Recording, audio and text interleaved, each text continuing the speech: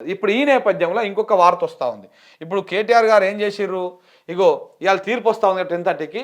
అయితే కోర్టు తీర్పు నేపథ్యంలో ఈడీకి ఒక సమాధానం పంపిర్రు. అయ్యా ఇప్పుడు కోర్టు తీర్పున్నది, తీర్పు అయిపోయినాక నేను మీ దగ్గరకు వస్తా విచారణకి. ఈ తీర్పు ఏమొస్తుందో చూద్దామని చెప్పేసి ఈడీకి లేఖ రాసిండ్రు, అంటే సమాధానం పంపిర్రు. పంపితే ఈడీ కూడా యాక్సెప్ట్ చేసింది. అయితే ఇందులో ఈడీ ఇంకొక తెలివిని ప్రదర్శిస్తూ ఉన్నది. ఏంటిదంటే ఏసీబీ పెట్టినటువంటి ఎఫ్ఐఆర్ని క్వాష్ చేయాలన్నటువంటి పిటిషన్ని హైకోర్టులో వేసిన సందర్భంగా హైకోర్టులో కేటీఆర్ తరపు న్యాయవాదులు ఏం వాదించారంటే, ఒకవేళ అవినీతి జరిగితే కేటీఆర్ మీద కేసు పెట్టినట్టు ఈ ఫార్ములా ఈరేస్ సంస్థ ఏదైతే ఉందో ఈ ఎఫ్ఓసి మీద కూడా కేసు పెట్టాలి కదా, మరి మీరు ఎందుకు పెట్టలేదు, దేనికి పెట్టలేదు అని చెప్పేసి కూడా అడిగితే అక్కడ సమాధానం లేదు. ఏసీబీ తరపు నుంచి సమాధానం లేదు. ఎందుకంటే అదొక అంతర్జాతీయ సంస్థ, దాని మీద కేసు పెడితే ఇజ్జత్ పోతుంది. ఆర్బిట్రేషన్ అని చెప్పేసి వాళ్ళు రివర్స్లో వీళ్ళ మీద కేసు వేసారు అనుకో, ఇక మొత్తం బిస్కెట్ అయిపోతుంది. తెలంగాణ పరువు గగ్గపాలు అయిపోతుంది. తెలంగాణ పరువు మొత్తం పోయి ప్రపంచవ్యాప్తంగా ఇజ్జత్ పోతుంది. ఇప్పటికే ఆ రేసును రద్దు చేసుకున్నందుకే ఇజ్జత్ మానం పోయింది ఆ సర్కిల్లో. సో ఇప్పుడు మళ్ళా వాళ్ళ మీద వీళ్ళు కేసు వేసిరు అనుకో, రివర్స్లో ఇది అటు తిరిగి ఈ ప్రభుత్వం మెడకే చుట్టుకునేటువంటి అవకాశం ఉంటుంది.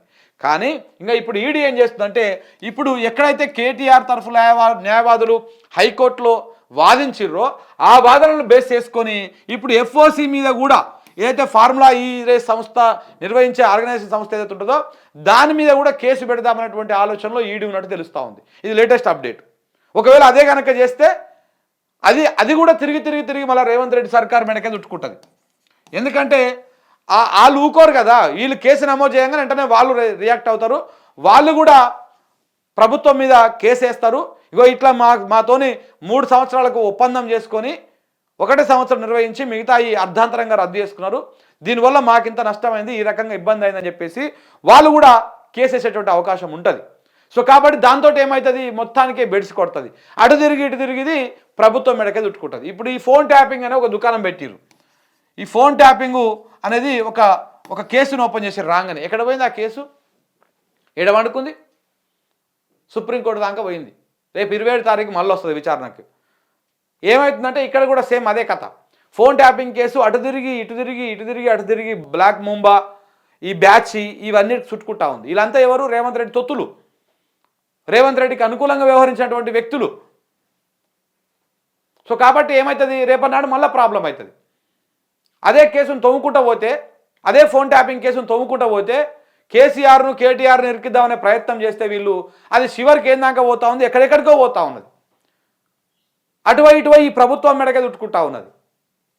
దీంతో సినిమా ఏమైంది, మూసుకొని సప్పుడు ఎక్కుట సైలెంట్గా పెట్టిరు దాన్ని ఆడ. ఇప్పుడు రేపు 27 తారీఖు లోపల వీళ్ళు తెలుసకపోతే ఒక్కరికి బెయిల్ వచ్చిందంటే అందరికీ బెయిల్ వచ్చేస్తాయి. ఆ కేసు అట్లా అటకెక్కిపోతుంది. అంటే అందులో ఉంటే కదా, అందులో ఏమైనా దమ్ముంటే కేసు నిలబడుతుంది, అందులో నిజమైన సాక్ష్యాధారాలు ఏమైనా ఉంటే కేసు నిలబడుతుంది. ఉట్టి ఆరోపణల పేర్ల మీదనే ఉట్టి వాళ్ళని పాపం ఆఫీసర్లు తీసుకుపోవాలా, జైల్లో పెట్టాలి. ఆ ప్రణీత్ కుమార్ని, ఆ తిరుపతి అన్నని, ఆ రాధాకిషన్ రావుని, ఆ భుజంగరావు, ఆయన పేరు ఇంతమంది ఎవరు ఉన్నారు, వాళ్ళందరూ తీసుకుపోయి లోపల పెట్టాలి. వాళ్ళ మీద కక్ష సాధింపు చేయాలి. ఒక కులానికి వీళ్ళు ఎంతసేపు ఉన్నారు రావులు కాబట్టి వీళ్ళు ఫోన్ ట్యాపింగ్ చేసిరు అన్నటువంటి ఒక ముద్ర వేయాలి. వాళ్ళ మీద సమాజంలో చెడు ప్రచారం చేయాలి, పత్రికల మీడియాలో ప్రచారం చేయాలి. కానీ ఇప్పటిదాకా దాంట్లో తేల్చింది లేదు, ఇక పీకింది లేదు, వీళ్ళు కట్టగట్టింది లేదు, ఏది లేదు. ప్రభుత్వం అంతా టైంపాస్ ముచ్చట్లు, ఇవన్నీ పేపర్లో వార్తలు రాపించుడు, అది అయిపోయాక గాలికి వదిలేసుడు. సేమ్ అలాంటి తరహానే అవుతుంది సేమ్కి ఈ కేసు కూడా. ఆ ఢిల్లీ లిక్కర్ పాలసీ కేసు ఏమైంది, అందులో ఏం తెలిసిర్రు, ఏం తెలుసలే. కొండనంతా తోమి ఎలకలు కాదు కదా, ఎలక తోకని ఈగని కూడా పట్టుకోలేకపోయారు. సేమ్ ఇది అంతే. ఈడీ అనేది ఒక కేసు పెట్టిందంటే దానంత బేవార్స్ కేసు ఇంకోటి ఉండదు. అది ఏంటంటే జస్ట్ ఏదో ఒక ఆరోపణలు చూపిస్తారు, దాన్ని అది చేసేస్తారు, లోపడేసేసి ఒక 3 నెలలు 4 నెలలు లోపల ఉంచేటువంటి ప్రయత్నం చేస్తారు, రాజకీయంగా లబ్ధి పొందాలి. ఇలా బీజేపీ, ఇక్కడ తెలంగాణలో కాంగ్రెస్, దేశవ్యాప్తంగా బీజేపీ, ఈ రెండు ఈడీని సమభాగాలుగా వాడుకుంటా ఉన్నాయి, సమఉజ్జీలుగా పంచుకుంటా ఉన్నాయి. సో కాబట్టి ఫోన్ ట్యాపింగ్ కేసు లెక్కనే ఈ ఫార్ములా ఈ రేస్ కూడా ఉండబోతా ఉంది. అంతకుమించి ఇంకొకటి లేనే లేదు. దానికి సంబంధించినటువంటి అంశమే ఇది.